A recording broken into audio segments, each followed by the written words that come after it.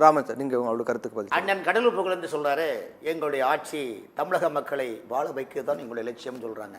நிச்சயமாக சொல்றேன், கடந்த 4 ஆண்டு காலமாக தமிழக மக்கள் மீது எவ்வளவு வேர்வையை சுரண்ட வேண்டுமோ அந்த அளவு சுரண்டி விட்டார்கள். இவர்கள் தமிழக மக்களை ஒன்றும் வாழ வைக்கவில்லை. 4 ஆண்டு கால ஆட்சியில் தங்களுடைய குடும்பத்தை தான் இவர்கள் வாழ வைத்தார்கள், தமிழக மக்களை அல்ல. 4 ஆண்டு காலமாக தமிழகத்துடைய தேர்தலில் அது என்னங்கிறது நமக்கு தெரிய வரும். தேர்தலில் திமுகவை மக்கள் வீழ்த்துவது உறுதி, எந்த மாற்றமும் கிடையாது. இன்று அதிமுகவோட பாஜக கூட்டணி அமைச்சிருக்காங்க அப்படின்னா, பாஜக அதிமுக கூட்டணி அமைந்திருக்கு அப்படின்னா, அதன் மூலமாக தமிழகத்தில் ஒரு கணிசமான எம்எல்ஏக்களுக்கு பெறணும் அப்படிங்கிற நோக்கம் தான் அதிமுகவுக்கு அது பாதிப்பாக அமையும் அப்படின்னு அவர் சொல்றாரு. ஒருபோதும் கிடையாதுங்க, ஒருபோதும் கிடையாது. இன்னைக்கு திமுக கூட்டணியில் விடுதலை சிறுத்தை, கம்யூனிஸ்ட், ரைட்டு, லெப்ட், காங்கிரஸ் போன்ற கட்சிகள் அவர்களுக்கு அவங்க என்ன எவ்வளவு நிம்மதி இழந்து இருக்கிறாங்கன்னு மக்களுக்கு தெரியும். ஆகவே இந்த என்டிஏ கூட்டணி என்பது திமுகவை வீழ்த்த வேண்டும், மக்கள் முடிவு கட்டி விட்டார்கள்.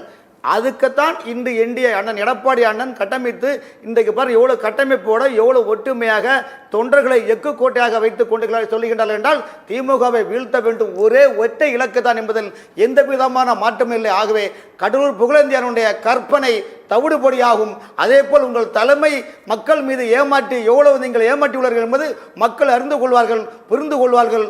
2026 திமுக கூட்டணி ஆட்சி கட்டத்தில் வீழ்த்துவது உறுதி என்பதில் ஜேபி நட்டா என்று சொல்லியுள்ளார், அமித்ஷா அவர்கள் சொல்லியுள்ளார், அதைத்தான் அண்ணன் எடப்பாடி அண்ணன் சொல்லியுள்ளார் என்பது என்னுடைய பதிவு. மெகா கூட்டணி அமையும் அப்படின்னு சொல்லப்பட்டிருக்கு இல்லையா? மெகா கூட்டணி அப்படிங்கிறது மெகா கூட்டணி தேமுதிக, பாட்டாளி கட்சி, நாம் தமிழர் கட்சி தேவையா இருந்தால் இன்று தற்போது இன்னும் நாம் தாவேக அவர்களுடன் பேசிக் கொண்டிருக்கிறார்கள். ஆகவே இந்த கூட்டணி மெகா கூட்டணியாகும். இதனால் தான் பொறுத்து கொள்ள முடியாமல் திமுக என்ன சொல்லுது, அந்த மீட்டிங் போடுங்க, இந்த மீட்டிங் கூட இடி ஐடிஐ வைத்து திமுகவை மிரட்டலாம் என்று நீங்கள் பார்த்து சொன்னீங்களே. இடி ஐடி புத்தன் வீட்டில் வருகின்றதா? இடி ஐடி காந்தி வீட்டில் வருகின்றதா? இடி ஐடி ஊழல்வாதிகளினுடைய முகத்தறியை கிழித்து அவர்கள் தன்னுடைய லாகாவை கொள்ளடித்து வைத்ததை சட்டத்துக்கு புறம்பாக சொத்து சட்டத்தை தான் அவர்கள் கேட்கின்றார்கள். உங்கள் மடி முழுவதும் காணம் ஆட்சி ஊழல் ஆட்சி. இந்த ஆட்சியை வீழ்த்த வேண்டும் என்று மக்கள் முடிவு கட்டி விட்டார்கள். நீங்கள் இதிலிருந்து தப்பித்துக் கொள்வதற்காகவும் மக்களை ஏமாற்றிக் கொள்வதற்காகவும் இடி ஐடியை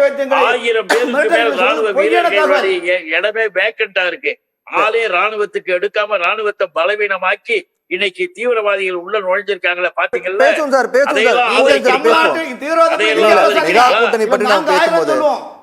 மெகா கூட்டணி பற்றி நீங்க பேசும்போது தாவேகா மற்றும் நாம் தமிழ் கட்சியுடன் பேசிட்டு இருக்கோம் அப்படின்னு சொல்றீங்க. தாவேகாவுடைய கொள்கை எதிரி பாஜக அவங்க சொல்லிட்டாங்க. நாம் தமிழ் எப்பவுமே நாங்கள் தனித்து தான் போட்டிடுவோம் அப்படின்னு சொல்லிட்டாங்க. அதை தாண்டியும் அவங்க எந்த அடிப்படையில் அவங்க இணைவாங்க அப்படின்னு எதிர்பார்த்துட்டு இருக்கீங்க. இன்னும் தேர்தலுக்கு 10 மாதம் இருக்குது. இந்த 10 மாதத்தில் அரசியல் சூழ்நிலை எப்படி வேணாலும் மாறலாம். அந்த அடிப்படையில் சூழ்நிலையில் இன்றைக்கு நாம் தமிழரும் திமுக ஆட்சியை எதிர்க்கின்றன. திமுகவால் அவர்கள் பல இன்னல்களை அனுபவித்துக் கொண்டிருக்கிறார்கள். நாம் தமிழர் கட்சியை பலவிதமான சில மாவட்டங்களில் செல்லியாக பேர்த்து கொண்டிருக்கின்றார்கள். அதே போல்தான் விஜய் அவருடைய தாவேகா கட்சியும் திமுகவுடைய ஊழல்களையும் திமுகவுடைய மக்கள் விரோத செயல்களையும் தொடர்ந்து அவர்கள் கொடிட்டு காட்டுகிறார்கள். ஆகவே அத்தகைய சூழ்நிலை வைத்து பார்க்கின்ற போது திமுகவை வீழ்த்த வேண்டும் என்ற ஒற்றை இலக்கத்தில் முன்வைத்து எதிர் கட்சிகள் ஒருங்கிணைந்து செயல்படுவதற்கு அதிக வாய்ப்பு உள்ளது என்பதை நான் சொல்லுகின்றேன்.